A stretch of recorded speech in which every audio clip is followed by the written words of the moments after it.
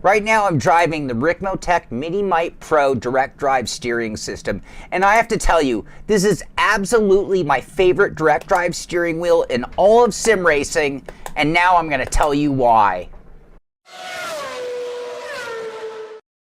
This is the Ricmotech MiniMite Pro direct drive steering system, and with that you get the MiniMite wheelbase, and you get the Pro Dash and an NRG style quick release all included in one package, but it's going to set you back a lot of money. This actually goes for $1,630, but I'm telling you, it is a totally pro setup. So when you think of the car world, you think of a company like Roof, or a company like Gambala. These are companies that take a stock Porsche, they get them brand new, and then they tune them, they give them a body kit, and they make a good car, a great car, and they do charge a lot of money for that as well. Well, the MiniMite is sort of the same thing. It started its life off as a Sim Experience AccuForce wheel, and then Ricmotech completely tunes it. They change the body, they lighten the mass, the rotating mass, and they give it a tune, making it a better wheel. But much like Roof or much like Gambala, they charge a lot of money for that as well. So if you're not looking for the dash panel, you can get the same system, the MiniMite, on its own for $1,295, so you do have that option as well. The end results give you a medium strength, fast reacting, and super high fidelity direct drive steering wheel. And I'll say, a direct drive steering wheel that is noticeably different feeling than most, and we're going to talk about that throughout the review. Alright, let's go ahead and talk about everything that comes with the Ricmotech MiniMite Pro direct drive steering system. And as you can see, it is a steering system. Well, it doesn't come with the wheels. We'll talk about that in just a moment. So let's go through the parts, starting off with the main piece being the MiniMite wheelbase on its own. You can see it comes with a motor mount installed, and it comes with this very well, I have an NRG style quick release put on it because the kit comes with it, but it has this very, very lightweight milled aluminum coupler that will accept any quick release, any standard bolt pattern quick release. This is part of the magic right here, because not only is this a 16 Newton meter wheelbase, and we'll talk about the way it's made because it is very unique, but one of the things that makes it so special, the MiniMite versus like the AccuForce, is this extremely lightweight coupler, making it the lightest internal rotating mass wheel that I can think of, especially when you get in the range of 16 Newton meters. The other thing that makes this wheelbase so cool, and you can see it's the typical shape of a direct drive steering wheel, with that sort of rectangular or boxy shape with the little grooves where the hardware would go through. And what's inside is what's so special though. This isn't a servo motor. This isn't a stepper motor. This is a little bit of a combination of each, and there's a good reason why. A stepper motor can deliver its torque from no rotational speed. And you can see it's a little bit notchy right here. We'll talk about that when we get to driving. But right here, with no power on, it's a little notchy. But with that servo motor, you get that instant torque. You don't need to ramp up speed in order to get torque. On a servo motor, yes, they're smoother. You're not going to feel the same notchiness. But with a servo motor, they actually don't get their peak power until you have a little speed or inertia behind the wheel. They're actually made to spin a lot faster. This being a hybrid, you get the best of both worlds. It keeps the cooling down so it doesn't overheat like a stepper might, and at the same time it delivers that torque instantly as you need it. So a lot of things that make the MiniMite wheelbase a very, very, very special wheelbase. Now, one other thing similar to the AccuForce is the power supply and control unit. It is this giant box. I mean, let's not deny it. This thing is huge and it's loud. See this big vent? It's because this thing is cooling the power supply and the control unit. You will hear it in your room. You might even want to turn it on and off, which can be problematic when using a wraparound cable. We'll talk about that in just a moment. In order to plug this thing, you have your USB into the computer. That's very straightforward. But then you've got this monster cable. This thing is thick, it's got a lot of memory, so it's not super cooperative, and it's going to have to go all the way to this box with these very tricky plugs. They're not my favorite plugs in the world. They are a little bit open, they're a little bit tricky. You got to make sure you're getting them in just right. Now, moving into the steering system itself, we have the dash unit. This is so cool. This gives it a complete look. It wraps around right behind that steering wheel. You can see the center shaft goes right through the middle, and it gives you this carbon fiber face and all of these buttons and dials and toggles. In total, we have 32 functions, and it just makes the steering wheel look like a real piece of equipment versus this just steering wheel floating out in the middle of nowhere. I've seen a few other dash panels in the world, but I love the way that this is integral to this unit here. The other thing I love about the dash is the variety of buttons and dials. So over here I have just a continuous left and right. Over here I have one that's more like stepper, like one click and then it has an end. You've got toggles going up and down. You've got more dials over here, and then you've got buttons. And all that variety for me makes it really easy to remember what each thing does. So if you're using this for brake bias, it feels like a brake bias knob. It's going to be really easy to remember versus the toggles, which going up and down might have a different memory, like maybe volume or seat position. So I basically map most of mine for pit configurations. Therefore, I don't have to have them on my steering wheel. So in this case, with the steering system, it came with that NRG style quick release, and I was also supplied with the Ricmotech, I love this wheel, the Real Gear Wheel Pro Mazda MPI Alcantara wheel for a direct drive system. It's got the magnetic paddle shifters, it's got a variety of buttons and toggles and things as well, and it's a little pricey. It's going to set you back $729, but the beauty of this system is it comes with that NRG style quick release, which means I could use this, and we'll talk about this in another episode, or I could use my GSI because I happen to have an NRG style quick release on the back, or you could even use like one of the Moza wheels that are compatible with their hub, or you could even use that new Neo wheel from SimMagic as long as you're going to use the MagLink. So you have a lot of different options because we've already committed to one thing, and that is the downside here. This has no communications with the wheel, so we are looking at a wraparound cable scenario. So I'm going to have a cable that goes from my wheel to, in this case, I'm using a hub of some sort that I would plug the wheel into. Same thing with my GSI. In the case of the MagLink from SimMagic, they have their own wire included, and the same thing for the Moza. So you would look at that additional wraparound cable, which gives it a little bit of a dated feel when compared to some of these modern wheels with internal communication. So it does take some getting used to, and even if you're starting up and starting down the motor, it's going to wrap that cable around. So you're going to want to make sure it has enough length and enough clearance, and at the same time tucked away and not in your way. But ultimately, again, this is an entire steering system. So now it's time to get this all on our rig so we can get down to driving.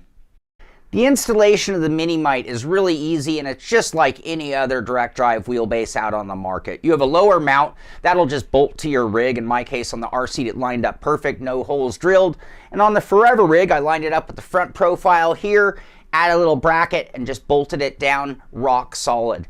Now the wheel motor actually bolts directly to that base with 4 bolts, just like any other direct drive wheel on the market. Now in this case, because I'm using the Pro Dash, it actually goes onto that same mounting spot as the motor. So the dash and the motor bolt together with those 4 bolts, and it is super rock solid.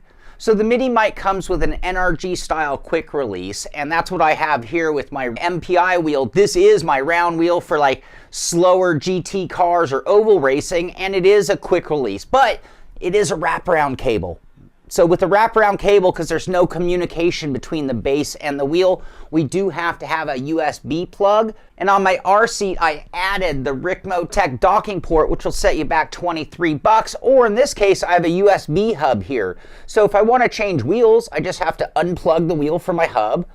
I have a little Velcro hold down so it doesn't tug on that while I'm driving. Undo the NRG style quick release. Bring in my road racing wheel, my GSI, and put it on the quick release. And then we just need to do the reverse. We just plug in the USB right here, and then we just lock it down with the anchor point so that it's not going to disturb it while driving.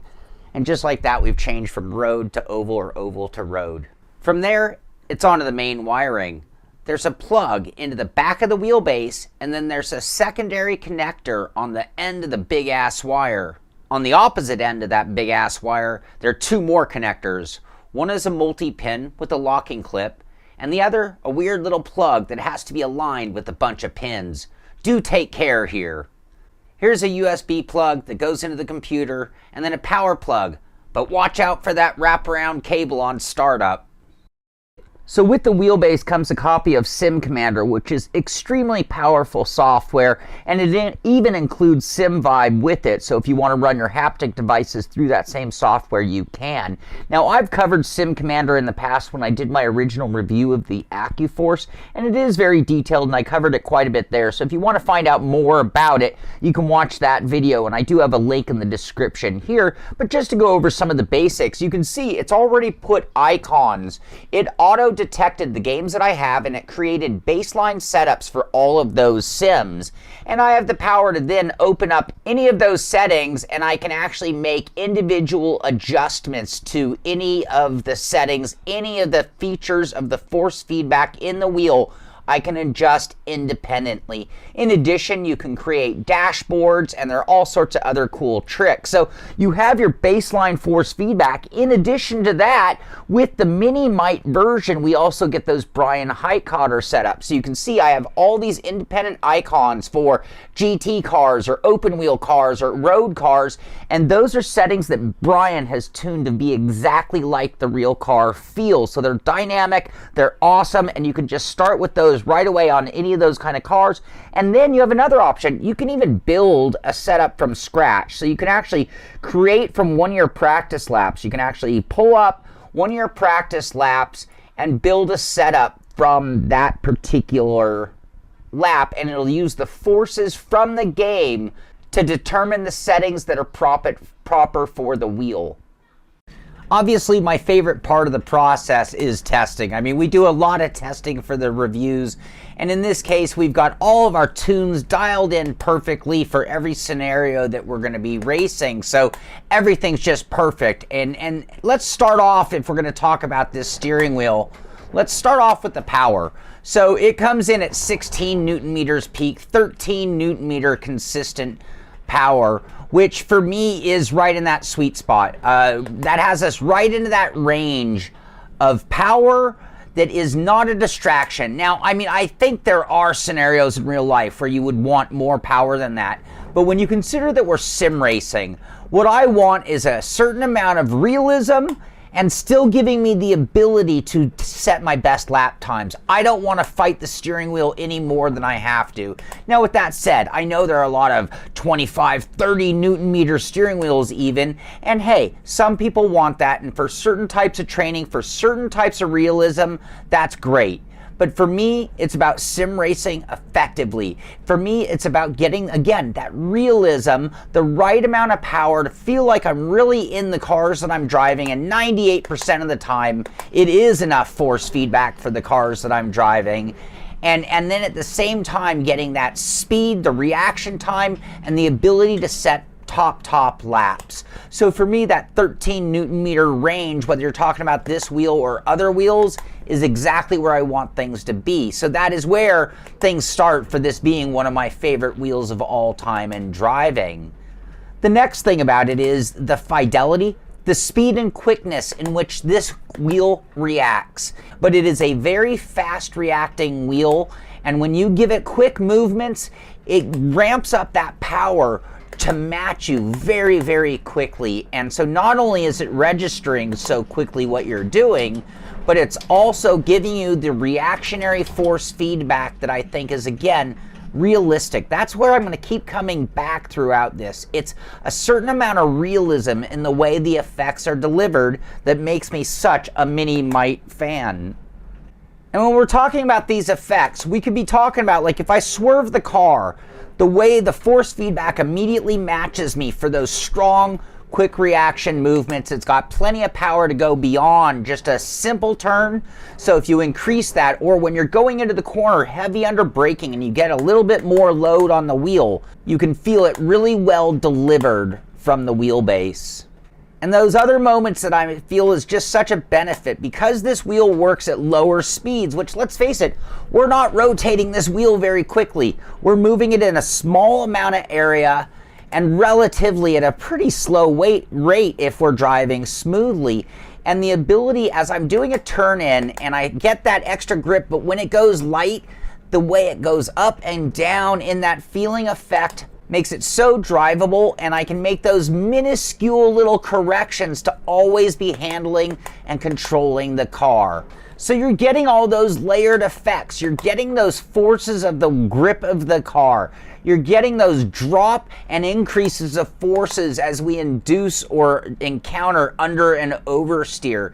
And then even other little effects are still thrown in mid-corner, like if you do shift a gear, you're gonna feel it in the wheel. Or if you hit some curbing, you're gonna feel that additional bumping while maintaining that same load that is the steering. Now, I know everything I'm saying here are the same kind of things that you're going to say about every quality force feedback setup out there.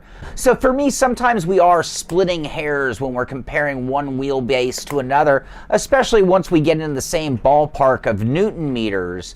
But again, when you combine all of those effects, when you combine the ability to tune every feature of this wheel, there's so much independent control of the Sim Commander software that means even if you're not happy with a tune or there's something you can get more, you're going to be able to make those changes as well. And that is again why I feel like it's a combined thing of all of those effects, the right amount of force feedback for that just ability to set optimal times, maintain a perfect amount of realism for 98% of the scenarios out there, and do it in a very consistent, repeatable way. And that's what it's really all about. Now, I'm fortunate enough to have my choice between a formula or open wheel style rim and a round rim that would be good for GT cars, or in this case, I'm out at Talladega in a NASCAR, and I think it's a great opportunity to talk about more of the subtle effects that are within this wheel that are the reasons that I love it so much. So it is a strong wheel, or at least a medium strength wheel, and when you're at a track like Talladega where you're going to be at that constant force feedback throughout the corner, but then you still have the bumps in the road or the increase and the decrease in the amount of traction or grip that you're getting in the front wheels or the rear wheels. And those are the moments that I think this wheelbase really comes through or shines really well. Its ability to give you that constant force feedback and then dramatically increase and decrease it for those extra added effects, whether they be additional or less grip at a moment in time, or they be dips in the road, or in this case where I'm going into the corner and I can feel the grip coming and going through the corner, just that subtle difference in grip that I'm feeling. And then if I touch the bankment, the minute I touch it, the way it can give me that additional bump and increase it while still maintaining that consistent feel. And it just makes it a very natural feeling wheel, and I just love those subtle effects that this delivers while still giving you that full force feedback of a mid-corner moment. On top of that, the wheel ends up just being a really good combination of power. I just don't need any more power than this. It's just the right amount of power for me. It's the right amount of speed. Its reaction time in those moments, those subtle effect moments that we just talked about, is just phenomenal. And the way it does it without hitting you too hard, there's no big impact. It does it smoothly in a real natural way. It feels like every car that I've ever driven. And it just is very impressive how it combines all the things that I want out of a steering wheel into one base. Before we move on from the wheelbase itself, I just want to make sure I've covered everything that I can think of when it comes to the driving aspects of the MiniMite base. I guess we haven't talked about the rigidity. I mean, I can bring it to a halt right here and we can just show you. We can do a flex test, and I mean, the amount of wiggle and movement that goes on is just the most minimal that I've experienced, or is as strong as it gets in the industry. This is rock solid. Doesn't matter if we're on the GSI or on the MPI wheel. Both scenarios end up being very, very strong, very rigid, very, very robust.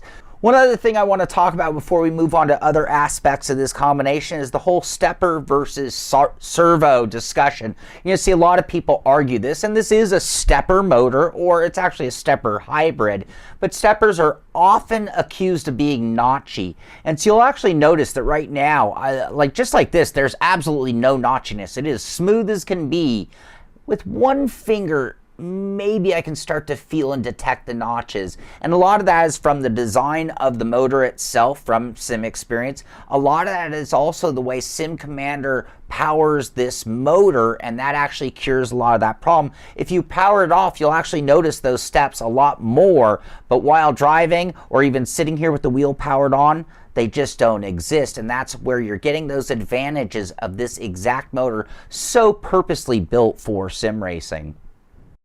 One of my favorite features of this setup is the Pro dash panel, and again, the MiniMite is available with or without it, but what I love about it is how it just fits the unit so perfectly. It looks like it was meant to be there.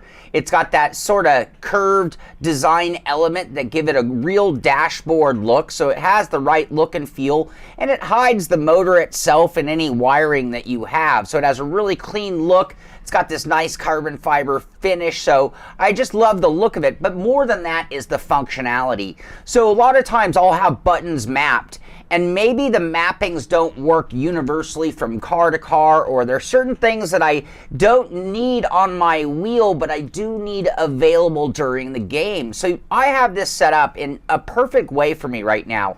Like for example, with weather and rain being on the horizon in iRacing, I have a button here that'll give me a weather report. I have a button for a damage report. I've got no tires, 4 tires, full fuel, no fuel. I can go left tires only, right tires only.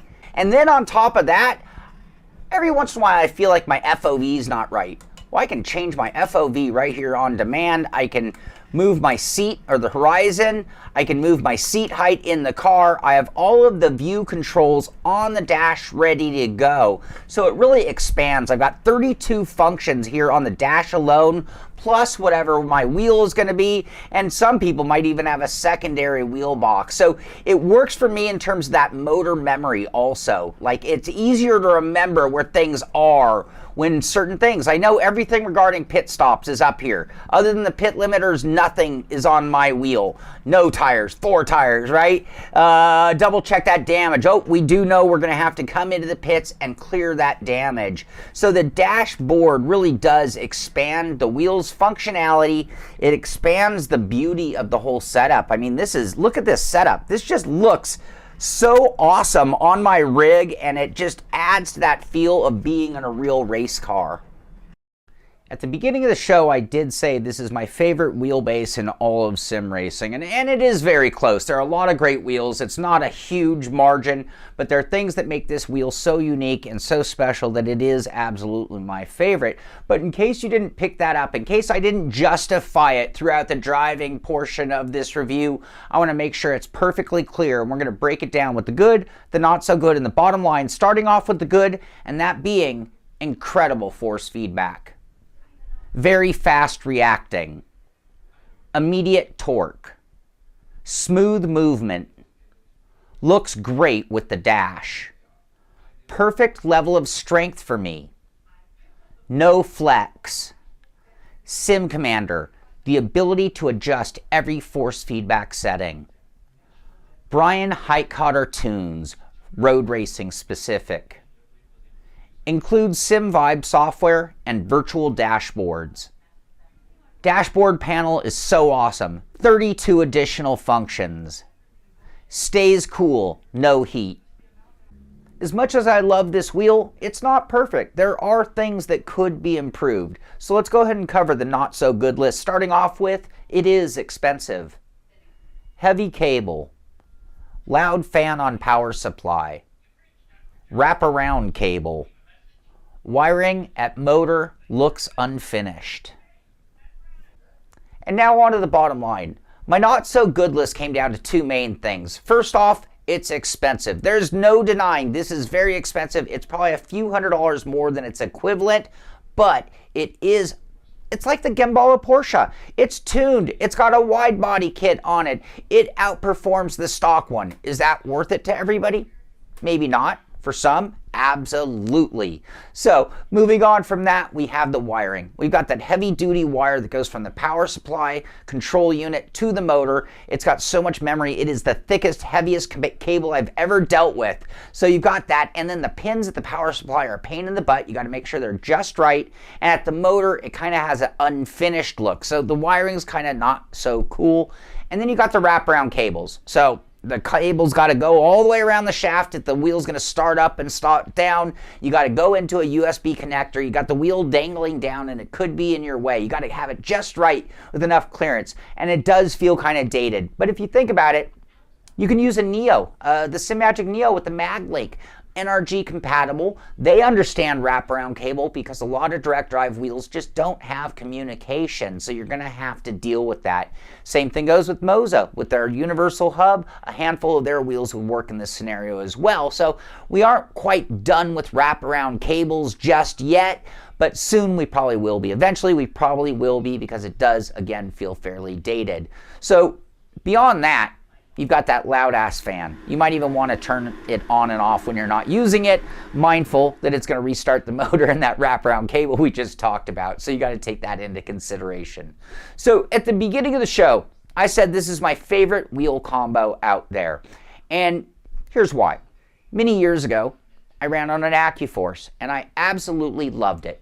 And then I got rid of it, and ever since then I've used just about every wheelbase from every manufacturer since, and they are all great. We are very, very lucky as sim racers because we have so many great wheelbases to choose from, and they all perform absolutely fantastically, probably within 2 to 3% performance of each other. So it is very narrow when we're picking a favorite.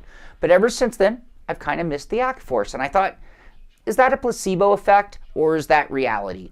And then I got the MiniMite. And all of my feelings returned. I love this wheelbase. And I thought, oh, no. I do love it. It has those layered effects, delivering those effects just a little bit nicer than other wheels. That instant torque, the speed reaction, things that I just love the way it drives for the way that I drive a car. And I do feel that it is special. I feel I can say unicorn in the world of sim racing, and that is why it is absolutely my favorite. And when comparing it to my original AccuForce, it's even better. It's got that lighter mass. It's got this Pro dash, which I just love. This thing gives it that finished look. Most wheels, every wheel I've ever had, just kind of floating out there. With this dash, and sure, it's a little pricey for the setup as well, but it just makes the wheel look like a real steering system. That's what it is. And up on your rig, it looks like you have a dash. It looks like a real car dashboard, and it gives you all that added functionality. So in total, it's kind of hard to beat this in concept. The big question is, yeah, it is expensive. Is it the kind of money that everybody's going to want to spend? No. Is it the kind of money that I would recommend? No. If you're on a budget, you can get a Moza R5 combo and just be dialed in for a very, very reasonable amount of money. This is getting into that higher end exotic material, if you want to say so. So I hope you've enjoyed our review of the Ricmotech MiniMite Pro direct drive steering system. If you did, be sure to give it a thumbs up. Be sure to subscribe to our channel so you can find out when our next video comes out. And thank you for watching. This is the Simpit. I'm Sean Cole, and I'll see you on the track.